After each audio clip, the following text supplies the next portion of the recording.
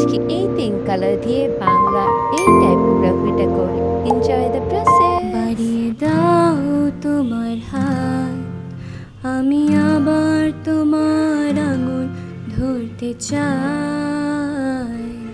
বাড়িয়ে দাও তোমার হাত, আমি আবার তোমার পাশে হাঁটতে চাই।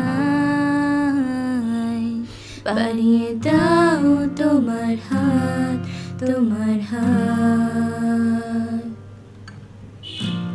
কিভাবে কাচের দেয়াল যেন আটকে থেকে যায়, কখনো ফুরোয় কথা।